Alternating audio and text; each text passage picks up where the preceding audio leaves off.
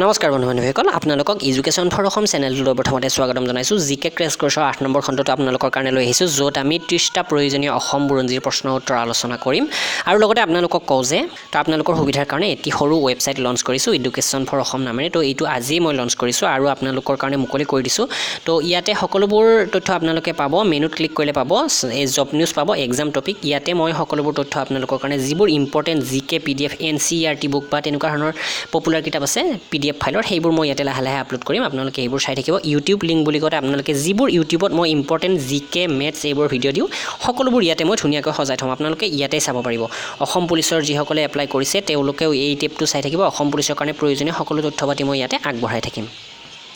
তো আশা কৰোঁ আপোনালোকে এই ৱেবছাইটটো আপোনালোকৰ যিটো ব্ৰাউজাৰ আছে তাতে এবাৰ খুলি লৈ বুকমাৰ্ক কৰি ৰাখিব কাৰণ সকলোবোৰ তথ্য মই অসমীয়াতে ইয়াতে আগবঢ়াব চেষ্টা কৰিম আৰু ইয়াতে যিটো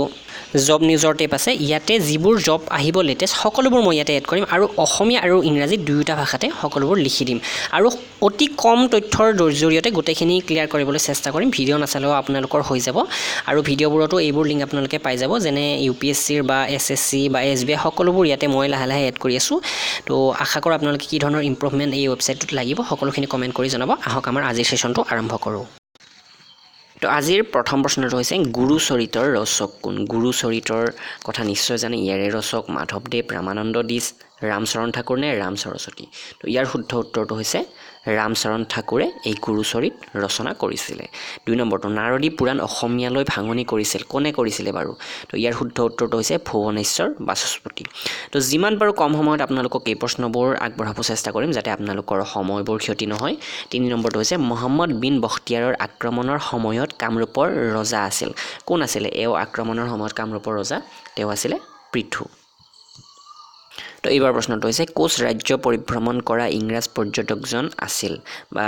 এইজন কোন ইয়াতে 4টা অপচন দিয়া আছে তাৰে শুদ্ধ উত্তৰটো হৈছে অপচন নম্বৰ ডি ওপৰৰ এটাও নহয় Hume Fitch Ralph Fitch Lord Canning এজনেও আমাৰ কোচ ৰাজ্য পৰিভ্ৰমণ কৰা নাছিলে তো আগন্তুক এই প্ৰশ্নটোৰ উত্তৰ আপোনালোকে পাই যাব গোসাই কমল আলি সজাইছিলে কোনে সজাইছিলে বাৰু গোসাই কমল আলি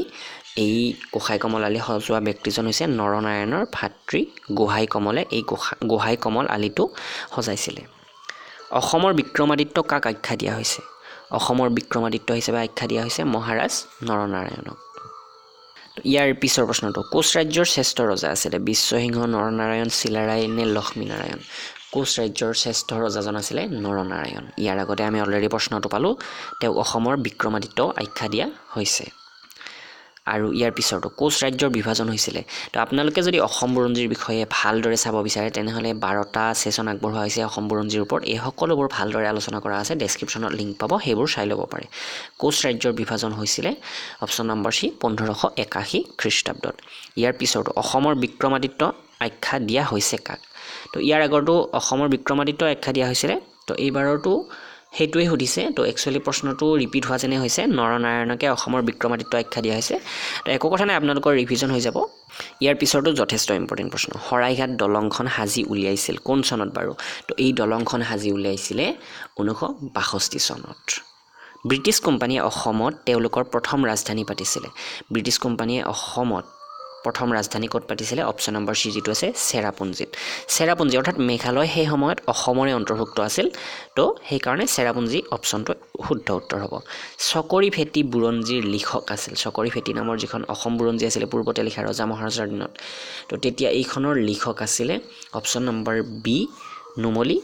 বৰগোহাঁই ইয়াৰ পিছৰ প্ৰশ্নটো চুকাফাৰ সমসাময়িক মৰাণ ৰজা কোন আছিলে চুকাফাৰ সমসাময়িক যিজন মৰাণ ৰজা আছিলে সেই ৰজাজন হৈছে বডৌচা যথেষ্ট ইম্পৰ্টেণ্ট এইটো বডৌচা আছিলে সেই সময়ত চুকাফাৰ সমসাময়িক মৰাণ ৰজা অসমৰ নেপোলিয়ন বুলি কাক কোৱা হয় অসমৰ নেপোলিয়ন অলৰেডি আমি পালোঁ অসমৰ বিক্ৰমাদিত্য আৰু অসমৰ নেপোলিয়ন বুলি আখ্যা দিয়া হৈছে চুহুংমুং দিহিঙীয়া ৰজাক এই আখ্যা দিয়া হৈছে পুৰীৰ জগন্নাথ মন্দিৰৰ কাষত পুখুৰী খন্দোৱা আহোম ৰজাজনৰ নাম কি চাওক পুৰীৰ ওচৰৰ জগন্নাথ মন্দিৰৰ কাষত পুখুৰী খন্দুৱাইছে আহোম ৰজা এজনে সেই ৰজাজন হৈছে চুহুংমুং অলৰেডি তেওঁক নেপোলিয়ন আখ্যা দিয়া হৈছে এইবাৰ প্ৰশ্নটো পচা প্ৰথা প্ৰৱৰ্তন কৰিছিল কোনে প্ৰৱৰ্তন কৰিছিলে বাৰু এই প্ৰথা তো এই প্ৰথা প্ৰৱৰ্তন কৰিছিলে অপশ্যন নম্বৰ ডি স্বৰ্গদেউ প্ৰতাপ সিংহই এইটো অলৰেডি আছে চকৰিফেটি বুৰঞ্জী লিখিছিল এইটো আমি অলৰেডি পালোঁ নুমলী বৰগোহাঁয়ে তো ইয়াৰ পিছৰো ৰাজেশ্বৰ সিংহৰ মণিপুৰী কুঁৱৰীগৰাকীৰ নাম কি আছিলে ৰাজেশ্বৰ সিংহৰ এগৰাকী মণিপুৰী কুঁৱৰী আছিলে তো সেইগৰাকীৰ নাম আছিলে কুৰংগ নয়নী অপশ্যন নম্বৰ বি টো ইয়াৰ শুদ্ধ উত্তৰ ইয়াৰ পিছৰ প্ৰশ্নটো মিৰ্জুমলাই আহোম ৰাজধানী গড়গাঁও অধিকাৰ কৰিছিল মিৰ্জুমলাই আহোম ৰাজধানী গড়গাঁও কেতিয়া অধিকাৰ কৰিছিলে বাৰু তো এই প্ৰশ্নবোৰ আমি অসম বুৰঞ্জীৰ যিটো সিৰিজ আলোচনা কৰিছিলোঁ তাতে সকলোবোৰ ভালদৰে আলোচনা কৰা আছে তো এইটো হৈছে 1663 খ্ৰীষ্টাব্দত আহোম ৰাজধানী গড়গাঁও মিৰ্জুমলাই অধিকাৰ কৰিছিলে কোনজন আহোম ৰজাই মিৰ্জুমলাৰ আক্ৰমণত ৰাজধানী এৰি পলাইছিলে নিজৰ ৰাজধানী এৰি পলাইছিলে মিৰ্জুমলাৰ আক্ৰমণৰ কাৰণে সেই ৰজাগৰাকী হৈছে জয়ধ্বজ সিংহ তো সেইকাৰণে তেওঁক ভগনীয়া ৰজা আখ্যা দিয়া হৈছে তো ইয়াৰ পিছতো ঐতিহাসিক চিহাবুদ্দিন তালিচ অসমলৈ কাৰ লগত আহিছিল চিহাবুদ্দিন তালিচ এই ব্যক্তিগৰাকী অসমলৈ আহিছিলে মিৰ্জুমলাৰ লগত যথেষ্ট ইম্পৰ্টেণ্ট প্ৰশ্ন এইটো ইয়াৰ পিছতো অসম ছাত্ৰ সন্মিলনৰ প্ৰথম অধিৱেশনৰ সভাপতি আছিল অসম ছাত্ৰ সন্মিলনৰ প্ৰথম অধিৱেশনৰ সভাপতিগৰাকী আছিলে ৰসৰাজ লক্ষ্মীনাথ বেজবৰুৱা অপশ্যন নম্বৰ এ টো ইয়াৰ শুদ্ধ উত্তৰ লণ্ডনলৈ গৈ চেলবোৰ্ণ কমিটিত অসমৰ হৈ ওকালতি কৰা নেতাজন আছিলে চেলবোৰ্ণ কমিটিত অসমৰ হৈ ওকালতি কৰিছিলে এগৰাকী নেতাই সেই নেতাগৰাকী কোন আছিলে Chandranath Sharma option number B টো ইয়াৰ শুদ্ধ উত্তৰ প্ৰথম ঘূৰণীয়া মেজমেলত অসমক প্ৰতিনিধিত্ব কৰা ব্যক্তিজন আছিল অসমক প্ৰতিনিধিত্ব কৰিছিলে এই ঘূৰণীয়া মেজমেলত তো সেই ব্যক্তিগৰাকী আছিলে চন্দ্ৰধৰ বৰুৱা তো আপোনালোকে যদি ভিডিঅ'টো এতিয়ালৈকে লাইক কৰা নাই নিশ্চয় লাইক কৰিব আৰু আপোনালোকক কওঁ যে ইয়াতে যদিও 30টা প্ৰশ্ন বুলি লিখা আছে আমি 40টা প্ৰশ্ন আজি ইয়াত আলোচনা কৰিম বৰবৰুৱা আৰু বৰফুকন পদৰ সৃষ্টি কোনে কৰিছিলে বাৰু যথেষ্ট ইম্পৰ্টেণ্ট প্ৰশ্ন এইটো অপশ্যন নম্বৰ বি যিটো আছে প্ৰতাপ সিংহই এই পদ দুটাৰ সৃষ্টি কৰিছিলে ইয়াৰ পিছতো প্ৰথমজন বৰবৰুৱা আছিল বৰবৰুৱা আৰু বৰফুকনৰ পদৰটো সৃষ্টি কৰিলে প্ৰতাপ সিংহই তাৰ পাছত প্ৰথমজন বৰবৰুৱা কোন হৈছিলে মোমাই তামুলী বৰবৰুৱা বা মোমাই তামুলী হৈছিলে প্ৰথমজন বৰবৰুৱা প্ৰথমজন বৰফুকন পদৰো সৃষ্টি কৰিছিলে প্ৰতাপ সিংহই তো প্ৰথমজন বৰফুকন কোন আছিলে লাচিত বৰফুকন মাৰি নিদিব আকৌ লাঙি পানীহিয়া এই ব্যক্তিগৰাকী আছিলে প্ৰথমজন বৰফুকন ইয়াৰ পিছতো আউনীআটী দক্ষিণপাট গড়মূৰ আদি সত্ৰসমূহ কোনজন আহোম ৰজাৰ পৃষ্ঠপোষকতাত গঢ়ি উঠিছিলে তো এই সত্ৰবিলাক আউনীআটী দক্ষিণপাট গড়মূৰ আদি সত্ৰবিলাক যিগৰাকী আহোম ৰজাৰ পৃষ্ঠপোষকতাত গঢ় লৈ উঠিছিলে সেইগৰাকী হৈছে জয়ধ্বজ সিংহ অপশ্যন নম্বৰ বি টো ইয়াৰ শুদ্ধ উত্তৰ তলৰ কোনখন সত্ৰ ৰাজ সত্ৰৰ অন্তৰ্ভুক্ত নহয় চাওক ইয়াতে 4খন সত্ৰ দিয়া হৈছে কোনখন ৰাজ সত্ৰ নহয় তো এইবোৰ আউনীআটী গড়মূৰ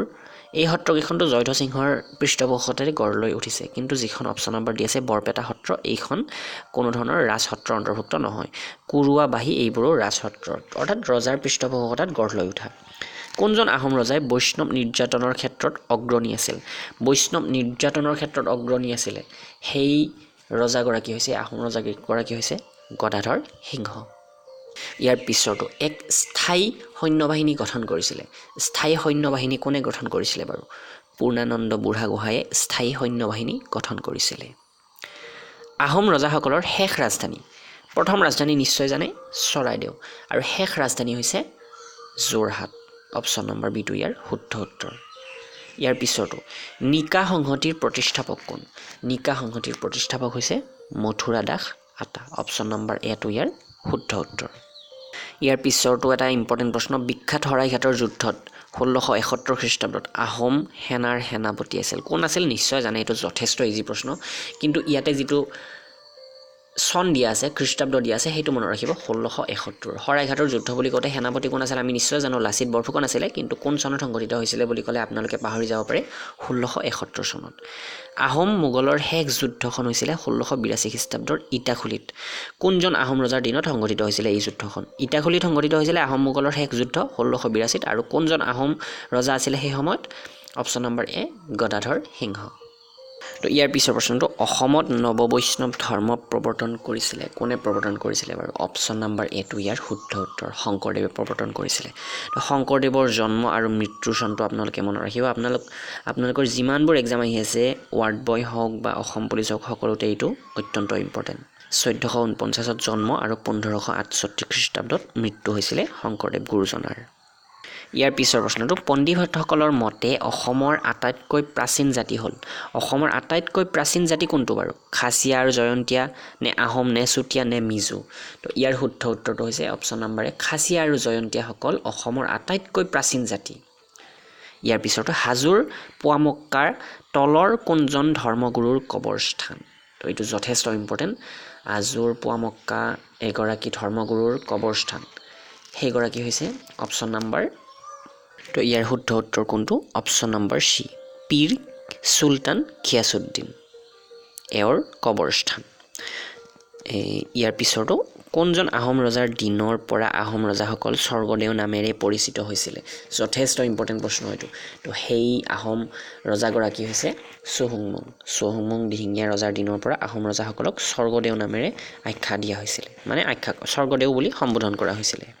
ইয়াৰ পিছৰ প্ৰশ্নটো মূলা গাভৰুৱে কোনজন তুৰ্কী সেনাপতিৰ বিৰুদ্ধে যুদ্ধ কৰি মৃত্যুবৰণ কৰিছিলে কোনজন বাৰু তো সেই যিগৰাকী তুৰ্কী সেনাপতি আছিলে সেইগৰাকী আছিলে তুৰ্বক খান এওঁৰ বিৰুদ্ধে মূলা গাভৰুৱে যুদ্ধ কৰি মৃত্যুবৰণ কৰিছিলে পোন প্ৰথমবাৰৰ বাবে কোনজন আহোম ৰজাই ৰাজ্যৰ জনসংখ্যাৰ নিৰ্ধাৰণৰ আঁচনি লৈছিলে জনসংখ্যা নিৰ্ধাৰণ মানে চেনচাছৰ আঁচনি লৈছিলে সেই আহোম ৰজাগৰাকী কোন চুহুংমুং তো এওঁক সেইকাৰণে কিবা এটা আখ্যা দিয়া হৈছিলে আপোনালোকে নিশ্চয় গম পাইছে সেইটো যদি পাহৰিছে ভিডিঅ'টো স্কিপ কৰি লৈ গৈ চাই ল'ব তো ইয়াৰ পিছৰটো তলৰ কোনখন প্ৰাচীন গ্ৰন্থত কামৰূপৰ বিষয়ে একো তথ্য উল্লেখ নাই তো এই ক্ষেত্ৰত আমি যিকেইখন গ্ৰন্থত কামৰূপৰ বিষয়ে তথ্য আছে সেইখিনি জনা প্ৰয়োজন কালিদাসৰ ৰঘুবংশ বা কৌটিল্যৰ অৰ্থশাস্ত্ৰ বিশাখা দত্তৰ মুদ্ৰা ৰাক্ষস আৰু ইয়াতে আছে মেগাস্থানিছৰ ইণ্ডিকা তো ইয়াৰ ভিতৰত অপশ্যন নম্বৰ চিটো মেগাস্থানিছৰ ইণ্ডিকাত কোনো ধৰণৰ উল্লেখ নাই আমাৰ কামৰূপৰ বিষয়ে আৰু ইয়াৰ আগৰ যিটো চুহুংমুঙক অসমৰ নেপোলিয়ন হিচাপে জনা গৈছিলে তো এইটো মনত ৰাখিব